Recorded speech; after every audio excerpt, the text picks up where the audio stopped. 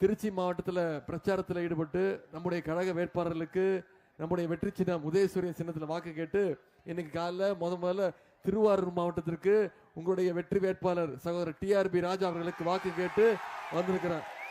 நான் இன்னைக்கு மன்னார்குடிக்கு வந்திருக்கிறேன். மன்னார்குடிக்கு நான் ஒரு வெளியால் கிடையாது, உங்கள ஒருத்தனா இன்னைக்கு வந்திருக்கிறேன். கலைஞருடைய திருவாரூர் மாவட்டத்தை சேர்ந்தவனா வந்திருக்கிறேன்.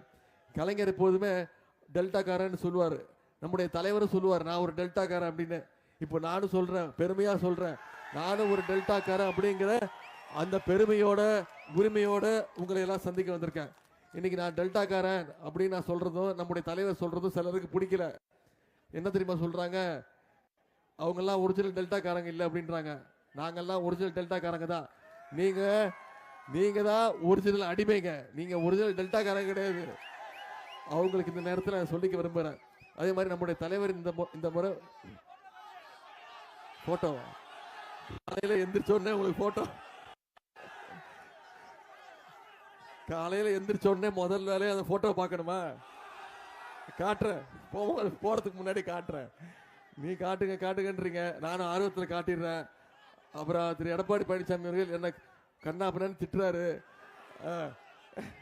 சரி, முதல்ல சகோதரர் டிஆர்பி ராஜா அவர்களுக்கு வாக்கு கேட்டு வந்திருக்கிறேன். ஒரு அருமையான வேட்பாளரை உங்களிடத்துல தலைவர் ஒப்படைச்சிருக்கிறாங்க. போன முறை கிட்டத்தட்ட 37,000 வாக்கு வித்தியாசத்துல அவர் ஜெயிக்க வச்சு சட்டமன்றத்துக்கு அனுப்புனீங்க. தலைவர் அவர்கள் அவரை அமைச்சராக வாக்குனாரு. இந்த முறை குறைஞ்சது எவ்வளவு வாக்கு வித்தியாசம்? 1 லட்சமா? சரி, பண்ணி காட்டிடுங்க பாப்பா. செஞ்சு காட்டுவீங்களா? குறைந்தது 1 லட்சம் வாக்கு வித்தியாசத்தில் ஜெயிக்க வச்சு மிகப்பெரிய வெற்றியை கொடுத்து அவரை அனுப்பணும். பண்ணுவீங்க? 3 முறை தொடர்ந்து ஹாட்ரிக் அடிச்சிருக்கிறாரு. இந்த முறை 4வது முறையா அந்த வெற்றியை தேடி கொடுக்கணும். மண்ணையினுடைய செல்ல பிள்ளைன்னு கலைஞரால் அழைக்கப்பட்டவர் தான் சகோதரர் டிஆர்பி ராஜா அவர்கள். அது மட்டும் இல்ல, எந்த நேரத்திலையும் உங்களோட களத்தில் இருக்கக்கூடியவர், மக்களோடு இருக்கக்கூடியவர். கஜா புயலா இருந்தாலும் சரி, அது கொரோனா காலமா இருந்தாலும் சரி, என்னைக்குமே உங்களோட இருக்கக்கூடியவர், உங்க குடும்பத்தில் ஒருத்தராக இருக்கக்கூடியவர் தான் சகோதரர் டிஆர்பி ராஜா அவர்கள். இன்னைக்கு தமிழ்நாடு தொழில் வளர்ச்சியில இந்தியாவிலேயே நம்பர் 1 மாநிலமா மாறி இருக்குன்னா அது முழுக்க முழுக்க அவருடைய முயற்சி.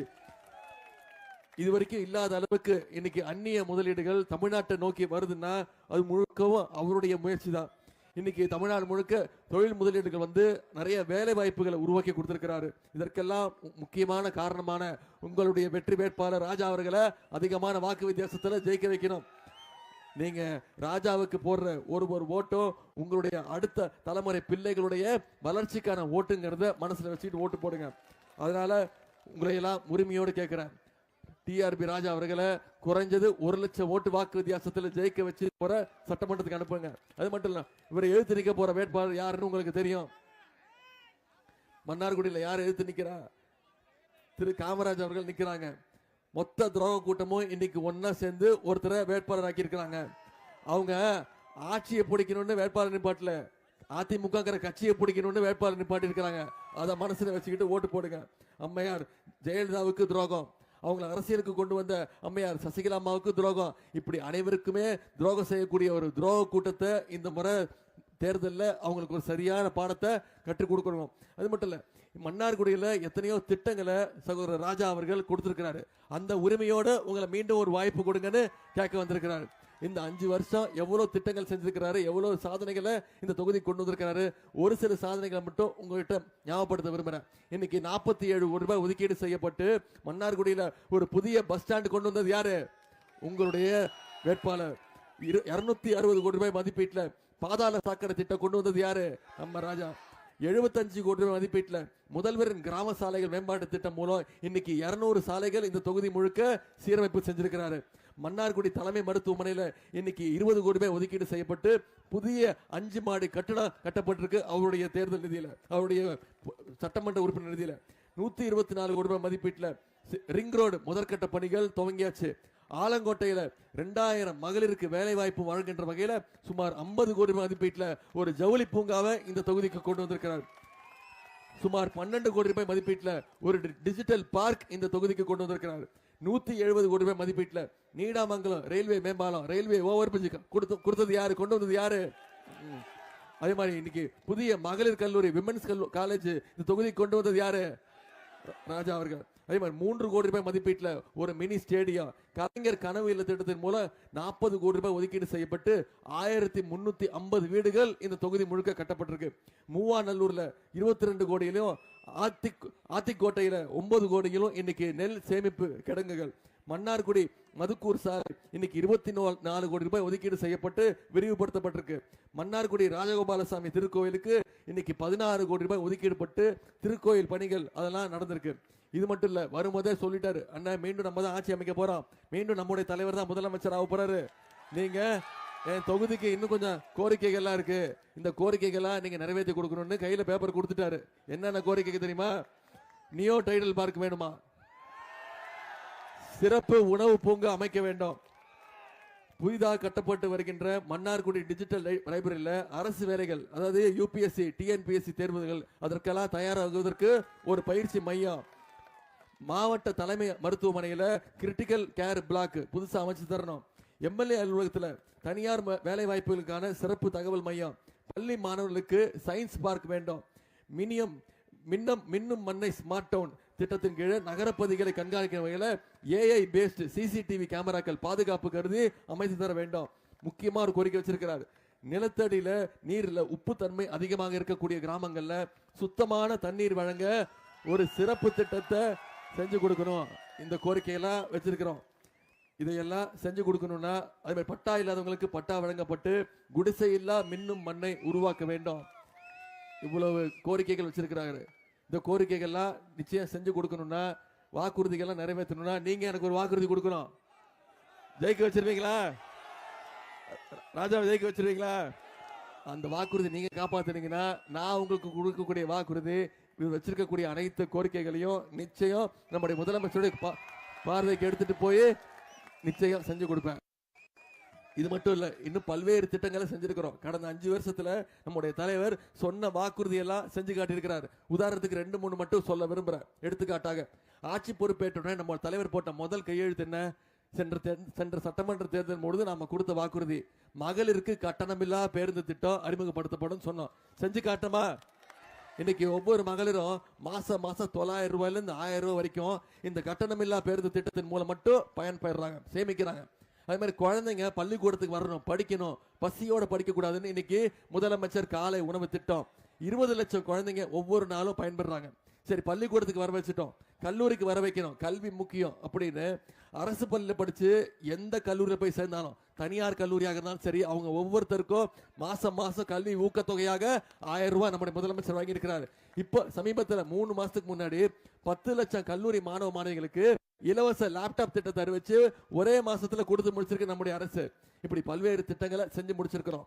அது மட்டும் இல்ல, உங்க அத்தனை பேருக்கு தெரியும் கலைஞர் மகளிர் உரிமை தொகை திட்டம். கடந்த 3 வருஷமா 1,31,00,000 மகளிருக்கு மாசம் 1000 ரூபாய் நம்முடைய முதலமைச்சர் அவர்கள் கொடுத்திருக்கிறாங்க.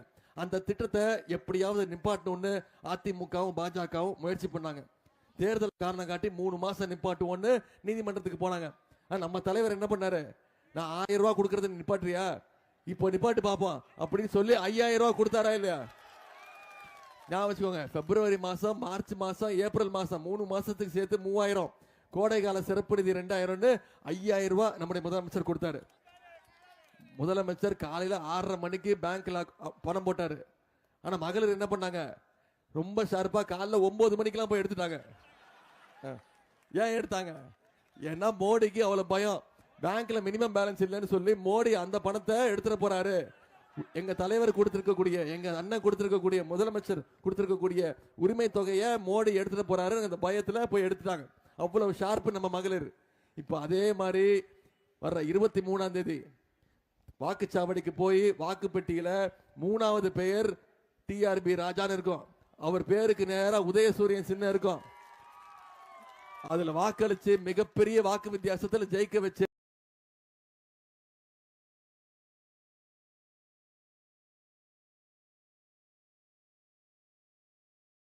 வாக்கு பெட்டியில 3வது பேரு. ஆனா வாக்கு எண்ணிக்கை அன்னைக்கு முதல் இடத்துக்கு டிஆர்பி ராஜாவோட பேர் வரும். நிச்சயம் செஞ்சு கொடுப்பீங்களா? சில வாக்குறுதிகளையும் கொடுத்திருக்கிறோம், அதையும் ஞாபகப்படுத்துறேன். கலைஞர் மகளிர் உரிமை தொகை இப்ப 1000 ரூபாய் கொடுத்துட்டு இருக்கோம். தலைவர் வாக்குறுதி கொடுத்துட்டாரு, மீண்டும் திராவிட மாடல் 2.0 ஆட்சி அமைய போவது உறுதி. ஆட்சி அமைஞ்சோன்னு மகளிர் உரிமை தொகை 1000 இல்ல 2000 ரூபாய் உயர்த்தி கொடுப்பேன்னு சொல்லியிருக்கிறோம். கல்வி ஊக்கத்தொகை 1000 இல்ல 1500 உயர்த்தி தருவோம்னு வாக்குறுதி கொடுத்திருக்கிறோம். முதலமைச்சர் காலை உணவு திட்டம் 5ஆம் வகுப்பு வரைக்கும் இல்ல 8ஆம் வகுப்பு வரைக்கும் விரிவுபடுத்தப்படும் வாக்குறுதி கொடுத்திருக்கிறோம். அதே மாதிரி ஓஏபி முதியோர் உதவித்தொகை 1200 ரூபாய் கொடுத்துட்டு இருக்கிறோம். அதை உயர்த்தி 2000 ரூபாய் தருவேன்னு தலைவர் வாக்குறுதி கொடுத்திருக்கிறாரு. அடுத்த 5 வருஷத்துல 35 லட்சம் கல்லூரி மாணவ மாணவிகளுக்கு இலவச லேப்டாப் திட்டம் கொடுக்கப்படும் வாக்குறுதி கொடுத்திருக்கிறோம். அடுத்த 5 ஆண்டுகள்ல 10 லட்சம் கலைஞர் கனவு இல்லம் கட்டப்பட்டு வீடு இல்லாதவங்களுக்கெல்லாம் வீடு ஒதுக்கி தரப்படும் வாக்குறுதி கொடுத்திருக்கிறோம். எல்லாத்தை விட முக்கியமான வாக்குறுதி மகளிருக்கு தெரிஞ்சிருக்கும். தலைவர் அவர்கள் முதலமைச்சர் ஆனோடனே அனைத்து மகளிர் கையிலையும் 8000 ரூபாய் தலைவர் அவர்கள் கொடுத்துருவாங்க. அந்த 8000 ரூபாவை நீங்க உங்க வீட்டுக்கு என்ன தேவையோ, என்ன மின்சாதன பொருட்கள் தேவையோ அதை நீங்களே முடிவு செஞ்சு வாங்கிக்கலாங்கிற அந்த முடிவும் அந்த திட்டத்தையும் அறிவிச்சிருக்கிறாங்க. இதெல்லாம் நடைபெறணும்னா வர்ற சட்டமன்ற தேர்தலில் மிகப்பெரிய வாக்கு வித்தியாசத்தில் உதயசூரியன் சின்னத்தில் வாக்களிச்சு சகோதரர் டிஆர்பி ராஜா அவர்களை ஜெயிக்க வச்சு நீங்க சட்டமன்றத்துக்கு அமைச்சிருங்க. இன்னொன்னு ஞாபகம், நீங்க ஒரு சட்டமன்ற உறுப்பினருக்கு வாக்களிக்கல, நீங்க ஒரு எம்எல்ஏக்கு வாக்களிக்கல. அந்த அளவுக்கு தெளிவா இருக்கீங்கல்ல.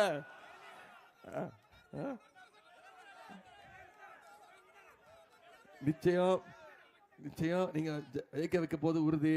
திரு ராஜா அவர்கள் அமைச்சராக போது உறுதி. அப்ப அவர் அமைச்சராக இருக்கும் போது என்னெல்லாம் கொஞ்சம் கண்டுக்க சொல்லுங்க.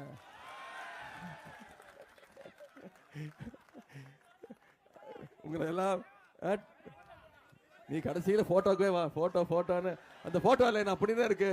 இல்ல எனக்கே இப்போ சரி நான் சொல்லிடுறேன் என்னன்னு. நம்ம தலைவர் என்ன சொல்றாரு ஆரம்பத்தில், இந்த தேர்தல் டெல்லி அணி விசஸ் தமிழ்நாடு அணி. கரெக்டா? டெல்லி அணி யார், தமிழ்நாடு அணி நம்ம தான். அந்த தலைவர் தான் அந்த டீம் கேப்டன், டிஎம்கே தான் கேப்டன். நாம தான் ஜெயிக்க போறோம். தொடர்ந்து ஜெயிச்சிருக்கோம், இந்த தேர்தலையும் ஜெயிச்சு காட்டுவோம். டெல்லி அணின்னு சொல்றமே, இந்த டெல்லி அணிங்கிறது யாரு? மோடி தலைமையில் இருக்கக்கூடிய ஒரு அடிமை கூட்டம்.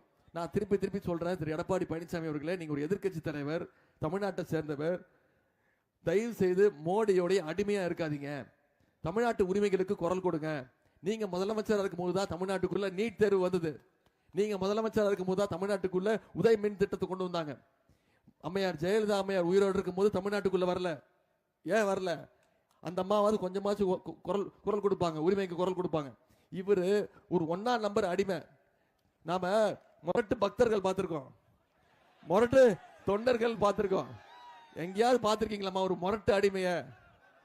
இவர் தான் மோடியோடைய நம்பர் 1 முரட்டு அடிமைன்னு சொன்னேன். அதுல கோவம் வந்துருச்சு அவருக்கு. கண்ணா அப்படின்னு இன்னும் கெட்ட வார்த்தை மட்டும்தான் பயன்படுத்தல. செத்து போன்ட்டாருமா, என் உயிரை வாங்கலாம் அவன் இருந்துட்டு அப்படின்ட்டாரு. என்ன, நான் அதை பத்தி எல்லாம் கவலைப்படல. அவர் உயிரெல்லாம் நான் வாங்க மாட்டேன். அவர் நீண்ட ஆயுளோட இருக்கணும். அவர் தான் அதிமுகவுடைய நிரந்தர பொதுச் செயலாளராகவும் இருக்கணும். அப்போதான் நமக்கு வசதியா இருக்கும். அவர் இருந்து நம்முடைய தலைவருடைய திராவிட மாடல் 2.0 ஆட்சியை செய்யற சாதனைகளை அவர் பார்க்கணும். ஆனா எனக்கு என்ன தெரியுமா சொல்றாரு, உதயநிதிக்கு என்ன அனுபவம் இருக்கு? எந்த அனுபவமே கிடையாது அவருக்கு அப்படின்ட்டாரு. ஆமா, எனக்கு இந்த அனுபவம் எல்லாம் கிடையாது தான் அப்படின்னு. கீழே ஒருத்தர் படுத்திருக்காரு. இதுதான்மா சொன்ன, படுத்திருக்காருமா. நீங்க கார்பெட் நினைச்சுக்க போறீங்க. இந்த அனுபவம் எனக்கு கிடையாது. என்ன, பதவிக்காக பொறுப்புக்காக யார் காலையும் போய் பிடிக்கிற அனுபவம் எனக்கு கிடையாது. சங்கி கூட்டத்துக்கிட்ட பயப்படுற அனுபவம் எனக்கு கிடையாது. எப்பவுமே மக்களோட மக்களுடைய உரிமைக்காக குரல் கொடுக்கிறவன். இதை மட்டும்தான் நான் சொன்னேன். இதுக்கு தான் கோச்சிக்கிட்டாரு. இப்ப என்ன தெரியுமா சொல்லிட்டாரு, ஆமா உழுந்தா என்ன தப்பு, இப்போ அந்த அம்மா எனக்கு பதவி கொடுத்தாங்க, பொறுப்பு கொடுத்தாங்க, போய் உழுந்த அப்படின்ட்டாரு. நான் என்ன சொல்றேன், நீங்க உழுந்தது தப்பு இல்ல. ஆனா உழுந்ததுக்கு அப்புறம் அந்த அம்மாவை பார்த்து நீயா என்ன முதலமைச்சராக்கணும்னு சொல்லி அந்த அம்மா காலை வாரி விட்டீங்கல்ல, அதுதான் நான் சொன்னேன். இப்போ நாம அமைதியாயிடுவோம். ஏன் தெரியுமா, இப்போ சசிகலாமா உள்ள கேமுக்கு வந்துட்டாங்க, போட்டிக்கு வந்துட்டாங்க, அவங்களும் களத்துக்கு வந்துட்டாங்க. இப்போ அவங்க கேட்கறாங்க, அந்த தம்பி சொல்றதெல்லாம் சரிதானே? சொல்லிட்டாங்க, அந்த தம்பி சொன்னதெல்லாம் சரிதானே, நீ காலில் விழுந்தது உண்மைதானே? வீட்டில் ஒரு நாய்க்குட்டிக்கு 4 பிஸ்கெட் போட்டா கூட காலை சுத்தி 4 நாள் நன்றியா இருக்கும். இதெல்லாம் நான் சொல்லல, அந்த அம்மா சொல்றாங்க. இப்ப அந்த அம்மா கேட்கறாங்க, இப்ப அந்த அம்மா கட்சியில சேர்த்துக்கோங்க பாப்போம். இப்ப சொல்றாரு, பண்பு இல்லையா, நாகரிகம் இல்லையா அப்படின்றாரு. அந்த அம்மா கேட்கறாங்களே, திருப்பி கட்சியில சேர்த்துக்கோங்க பாப்போம். சேர்த்துக்க மாட்டார். ஏன் தெரியுமா? 1ஆம் நம்பர் துரோகி. ஜெயலலிதா அம்மா இருக்கிற வரைக்கும் அந்த அம்மா காலு, அந்த அம்மா இறந்த பிறகு சசிகலா அம்மா காலு, அந்த அம்மா ஜெயிலுக்கு போனதுக்கு அப்புறம் டிடிவி தினகரன் காலு. அதுக்கப்புறம் என்னாச்சு? இப்போ டெல்லிக்கு போய் நான் மோடி கால தான் பிடிச்சிட்டு தொங்குமேன்னு தொங்கிட்டு இருக்கிறாரு. இதைத்தான் சொன்னேன். இப்ப இந்த அடிமை கூட்டத்தை இந்த தேர்தலோட விரட்டி அனுப்பணும். திரு எடப்பாடி பழனிசாமி அவர்கள் நீங்க பார்த்திருப்பீங்க, எல்லா இடத்துலயும் 2 விரலை காட்டி ஓட்டு கேட்கிறாருல. நீங்க அவரோட சின்னத்துக்கு ஓட்டு கேட்கறான்னு நினைச்சிட்டு இருக்கீங்களா? கிடையாது. அடுத்த முறை கூறுது கவனிங்க. நான் ஏற்கனவே 10 முறை தோத்துட்டேன், இந்த முறை 11வது முறையா என்ன தோக்கடிச்சிருங்கிறது தான் தயவு செய்து உங்ககிட்ட கேட்டுக்கிட்டு இருக்காரு. அப்படி எப்படி ஒரு கூட்டணி வச்சிருக்காரு, யார் யாரெல்லாம் கூட்டிட்டு வந்திருக்காரு நீங்களே பாத்துக்கோங்க. எப்பேற்பட்ட கூட்டணி? ஒரு 4 மாசத்துக்கு முன்னாடி யார் யார் என்ன சொன்னாங்க ஞாபகம் இருக்கா? எடப்பாடி பழனிசாமியோட கூட்டணி வைக்கிறதுக்கு 4 முழ கயிறுல என் வீட்டுல தூக்குல தொங்கிடுவேன்னு ஒருத்தர் சொன்னாரு. அவர் தான் இன்னைக்கு கூட கூட்டிட்டு வந்திருக்காரு கூட்டணிக்கு. வரும்போது 4 முழ கயிறு எடுத்து காட்டுங்க, ஞாபகம் இருக்காரு காட்டுங்க. அது மட்டும் இல்ல, இன்னொருத்தர் என்ன சொன்னாரு, கவுன்சிலர் அவருக்கு கூட தகுதி கிடையாது திரு எடப்பாடி பழனிசாமி அவர்களுக்கு. இன்னொரு வார்த்தை சொன்னாரு, ஞாபகம் வச்சிருக்கிற, அவர் ஒரு டயர் நக்கி அப்படின்னு சொன்னது நான் கிடையாது. இப்ப கூட்டணி சேர்ந்திருக்காங்கல்ல, இவங்க எல்லாம் சேர்ந்து சொன்ன வார்த்தைகள். இவங்க எல்லாம் தான் கூட்டணி வச்சிருக்காங்க. இந்த கூட்டணியை இந்த தேர்தலோட அனுப்பிச்சு விட்டுருங்க. செய்வோமா? இன்னைக்கு தேதி என்ன? 12ஆம் தேதி, ஏப்ரல் 23ஆம் தேதி தேர்தல். இன்னும் நம்ம கையில 12 நாட்கள் இருக்கு. உதயநிதி வந்தாரு, பேசினாரு, திட்டங்களை பத்தி சொன்னாரு, சாதனைகள் சொன்னாரு, என்னென்ன வாக்குறுதிகள் கொடுத்திருக்கிறோம் சொன்னாரு. கூடணும், கலைஞ்சு போயிட்டோம் அப்படின்னு இருக்கக்கூடாது. அடுத்த 12 நாட்கள் நீங்க அத்தனை பேரும் முடிவு பண்ணிட்டீங்க, உதயசூரியன் சின்னத்துக்கு வாக்களிக்கணும், ராஜாக்கு வாக்களிக்கணும் அப்படிங்கறத நீங்க முடிவு பண்ணிட்டீங்க. கரெக்டா? நம்மளோட ஒரே வேலை, ஒரே குறிக்கோள், ஒரே லட்சியம். நாம ஒவ்வொருத்தரும் அடுத்த 12 நாள் ஒவ்வொரு பகுதியா, ஒவ்வொரு வீடா ஏறி இறங்கி ஒவ்வொரு வாக்காளரா சந்திச்சு பேசுங்க, கேளுங்க. ஏன் திமுகவுக்கு ஓட்டு போடணும், ஏன் உதயசூரியன் சின்னத்துக்கு வாக்களிக்கணும், ஏன் ராஜாவை ஜெயிக்க வைக்கணும், என்னென்ன திட்டங்கள் வரும், அடுத்து என்னென்ன சொல்லி இருக்கிறோம், என்ன வாக்குறுதி கொடுத்திருக்கிறோம். மீண்டும் அடிமை கூட்டத்துக்கிட்டையும் சங்கி கூட்டத்துக்கிட்டையும் தமிழ்நாடு போயிடுச்சுன்னா தமிழ்நாட்டை பின்னோக்கி எடுத்துட்டு போயிடுவாங்க, எல்லா உரிமைகளும் விட்டு கொடுத்துருவாங்க, மாநில உரிமைகள்லாம் போயிடும். அப்படிங்கிற பிரச்சாரத்தை நீங்க செஞ்சீங்கன்னா நீங்க சொன்ன மாதிரி நிச்சயம் 1 லட்சம் வாக்கு வித்தியாசத்துல ராஜா அவர்களை ஜெயிப்பது உறுதி. அதை செஞ்சு காட்டுவீங்களா? பாருங்க, உங்களுக்கு எல்லாரும் தெரியுமா, நானும் ஒரு வேட்பாளர். நான் அப்பப்போ மறந்துடுறேன், நீங்க தான் ஞாபகப்படுத்துறேன். எனக்கு நானும் சேப்பாக்க திருவல்லிக்கேணி தொகுதியில் நிக்கிறேன். அது அவனுக்கு பெரிய காமெடி, அவனுக்கிட்ட பேசவே முடியாது. ஒருத்தர் சொல்றான், நான் 2 தொகுதியில் நிக்கிறேன்னு. சேப்பாக்க திருவல்லிக்கேணியா? நான் என் தொகுதிக்கு ஒரே ஒரு நாள் தான் வாக்கு கேட்டு போயிருக்கேன். என் தொகுதியை விட்டுட்டு, அங்க எப்படி ஜெயிக்கிறோன்னு நம்பிக்கை இருக்கு, என் தொகுதியை விட்டுட்டு நான் எனக்கு வாக்கு கேட்காம நான் மன்னார்குடிக்கு வந்து டிஆர்பி ராஜாக்கு உதயசூரிய சின்னத்துல ஏன் வாக்கு கேட்கிறேன்னா, எனக்கு ஏன் வெற்றியை விட டிஆர்பி ராஜாவுடைய வெற்றி எனக்கு மிக மிக முக்கியம். சேப்பாக்க திருவல்லிக்கேணி தொகுதி வெற்றியை விட எனக்கு மன்னார்குடி வெற்றி முக்கியம். சேப்பாக்க திருவல்லிக்கேணி தொகுதியை விட அதிகமான வாக்கு வித்தியாசத்துல மன்னார்குடியில நீங்க ஜெயிக்க வைக்கணும். செய்வீங்களா? நிச்சயம் செஞ்சு காட்டுவீங்களா? உங்களை எல்லாம் அன்போடு கேட்கிறேன், பண்போடு கேட்கிறேன், பாசத்தோடு கேட்கிறேன், உரிமையோடு கேட்கிறேன், உங்க வீட்டு பிள்ளையாக இருந்து கேட்கிறேன். இன்னும் பெருமையா சொல்லணும், தலைவருடைய மகனாக இருந்து கேட்கிறேன், டாக்டர் கலைஞருடைய பேரனாக இருந்து கேட்கிறேன். உதயசூரியன் சின்னத்துல வாக்களிச்சு டிஆர்பி ராஜா அவர்கள் அதிகமான வாக்கு வித்தியாசத்தில் ஜெயிக்க வச்சு சட்டமன்றத்துக்கு அனுப்புங்க. நிச்சயம் உங்க தொகுதிக்கு என்னென்ன தேவையோ, என்னென்ன திட்டங்கள் தேவையோ, உங்க ஒவ்வொரு வீட்டுக்கும் என்னென்ன தேவையோ அதை ஒவ்வொன்றத்தையும் அவர் கண்டிப்பா செஞ்சு கொடுப்பார். அப்படிங்கிற வாக்குறுதியை நான் கொடுக்கிறேன். உங்களுடைய அன்புக்கும் வரவேற்புக்கும் நன்றி. நன்றி. வாக்களிப்பு உதயசூரியன்.